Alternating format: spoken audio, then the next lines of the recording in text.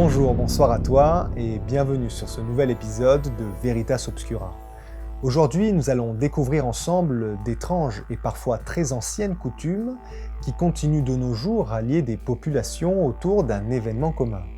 Comme d'habitude, nous nous retrouvons en fin de vidéo afin de découvrir la véritable histoire, mais en attendant, commençons cet épisode sur les étranges traditions.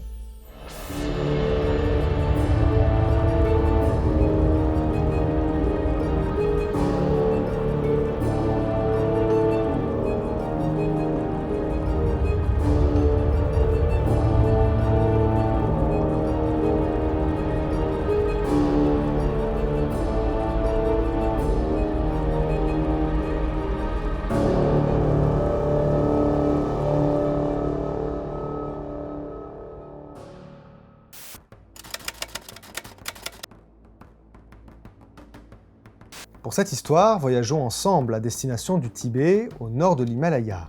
Surnommée le toit du monde du fait de ses immenses sommets, cette contrée autonome qui jouxte le Népal possède une tradition ancestrale des plus étonnantes. Les funérailles célestes sont une coutume très étrange, dotée d'une profonde signification religieuse. Selon la croyance des Tibétains, mais aussi des Népalais, après la mort, le corps n'est rien de plus qu'un véhicule de l'âme qui s'envole pour se réincarner. Les Tibétains sont par ailleurs encouragés à assister à ce rituel afin d'affronter la mort en face et de ressentir l'impermanence de la vie.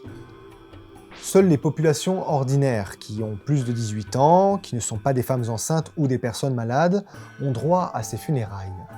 Les lamas, titre honorifique donné aux maîtres spirituels bouddhistes, ont quant à eux droit à des funérailles plus honorifiques, incinérés, leurs cendres reposent dans des lieux de culte. Mais revenons-en aux funérailles célestes. Au cours de ce rite de passage vers l'autre monde, le corps, véhicule de l'âme, est donné en offrande aux vautours, que les Tibétains croient être des dakini, des danseurs du ciel, que l'on pourrait apparenter à des anges dans notre culture. Ainsi, à sa mort, le défunt est d'abord laissé intact 3 jours durant. Des moines viennent alors chanter des prières autour du corps. Avant le jour de la cérémonie, le défunt est lavé puis revêtu d'un vêtement blanc.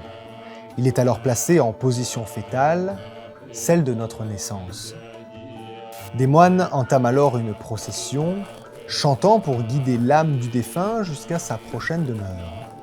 Sur place, une fois les chants terminés, le rituel continue. Pour cela, une personne prépare le corps afin de servir de repas aux vautours. Des incisions précises selon un rituel défini sont effectuées. La chair et les organes sont découpés puis retirés. Les os sont broyés et mélangés à de la farine d'orge grillée, puis mis dans des bols pour la suite du rituel. Au-dessus, les immenses rapaces tournoient en cercle, donnant à la vue l'impression d'une ultime danse en l'honneur du défunt. Une fois la préparation finie, les proches du défunt s'avancent. Ils s'emparent des bols préparés précédemment, puis en éparpillent sur le corps. Le signal est donné, les vautours se posent majestueusement et accourent sur l'immense festin, prêts à le consommer. Il est important dans la culture tibétaine que l'enveloppe corporelle du défunt soit totalement mangée par ces rapaces, os y compris, sans quoi l'âme ne pourra jamais retrouver une enveloppe charnelle. Tandis que les vautours s'envolent un à un, les restants du corps s'amoindrissent. Les minutes passent et il finit par ne rester plus que quelques traces de l'existence physique de cet être vivant qui, tout naturellement dans sa mort, retourne dans la nature.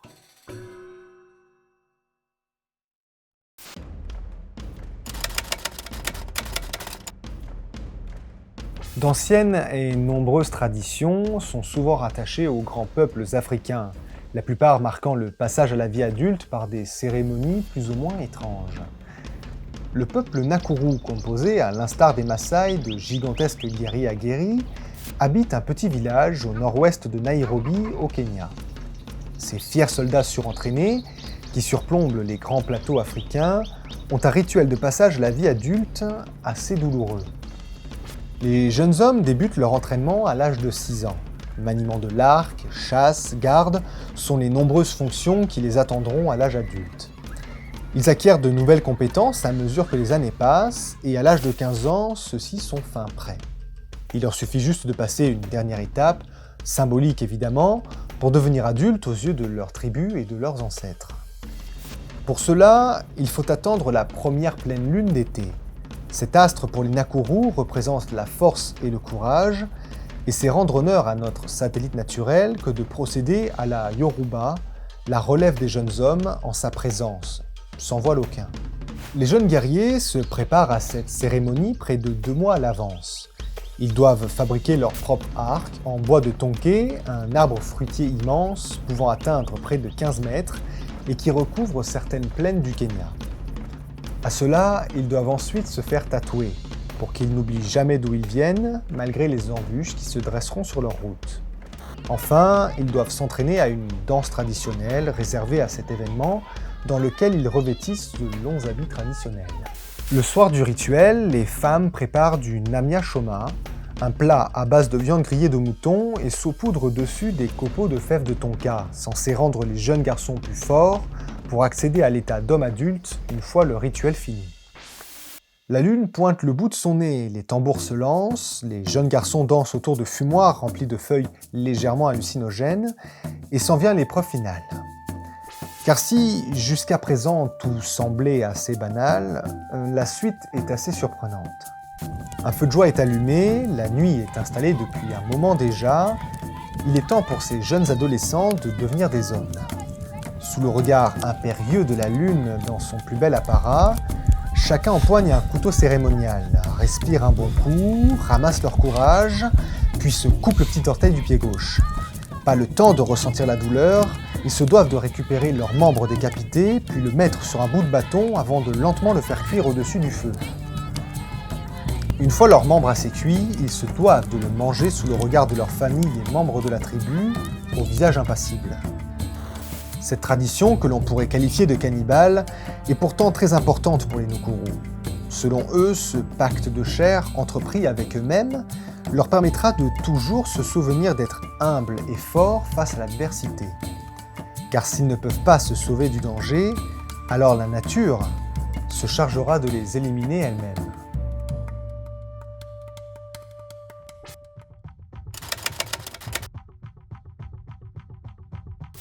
Cette dernière étrange tradition se situe en Amérique du Nord, plus précisément dans la région du Nunavut, une terre fédérale du nord du Canada.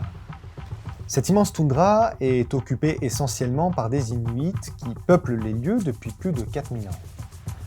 Ce peuple autochtone, ancré sur ces terres depuis bien longtemps, fut, selon les légendes, visité bien avant les colons anglais par des marins scandinaves aux alentours de l'an 1000. On retrouve en Nunavut de nombreux systèmes empruntés aux Vikings, notamment des haches en os de baleine, mais aussi des systèmes de rigoles en pierre, des lances et même certaines méthodes de chasse côtière. Lors de ces expéditions vikings, ceux-ci rapportent de nombreux outillages aux Inuits, en échange de leur savoir sur la pêche et la chasse à la baleine. De cette entente cordiale va naître des siècles plus tard une coutume des plus étonnants. Des animaux, des pierres et même des éléments naturels comme l'eau, le feu et le vent.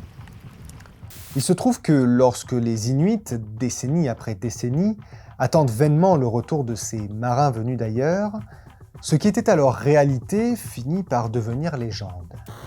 On finit par expliquer que des esprits incarnés par des hommes seraient venus sur des bateaux aux proues gigantesques pour apporter savoir et connaissance aux ancêtres de la tribu.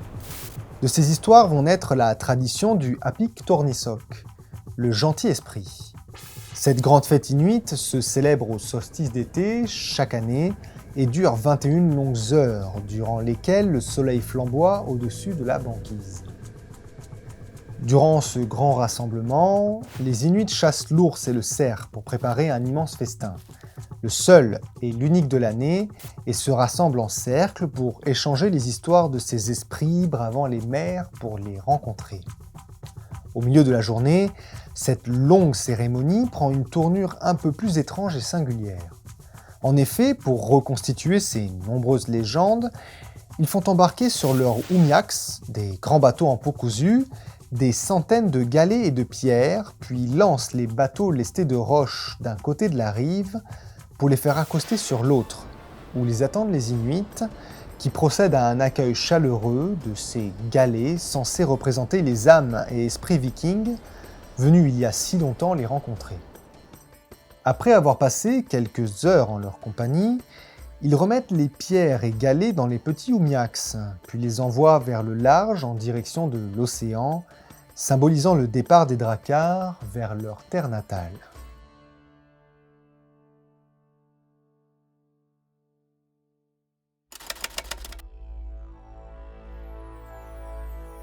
Voici la conclusion de ce nouvel épisode. J'espère qu'il vous a plu.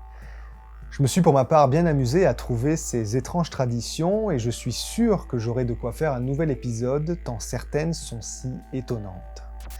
Bien évidemment, avant de passer à la conclusion, j'aimerais vous demander, comme d'habitude, de vous abonner à la chaîne si ça n'est pas encore fait, de laisser un petit like ainsi qu'un petit commentaire. Mais venons-en à la véritable histoire. La véritable histoire est celle de l'étonnante tradition des Tibétains et Népalais sur les hauteurs de l'Himalaya. En effet, les Tibétains ainsi que les Népalais qui partagent la même tradition procèdent à un rite funéraire des plus insolites une fois venue l'heure du grand voyage. Ceux-ci ne souhaitent pas que ces rituels soient filmés, ou même qu'un voyageur ou étranger puisse y assister facilement. Cependant, vous trouverez sur YouTube une ou deux petites vidéos vous montrant le rituel, mais attention, âme sensible s'abstenir. Voilà tout pour cette vidéo, j'ai déjà hâte de vous retrouver pour la prochaine, et en attendant, il ne me reste plus qu'à vous dire une seule chose, la vérité peut parfois être plus sombre que le mensonge. À bientôt.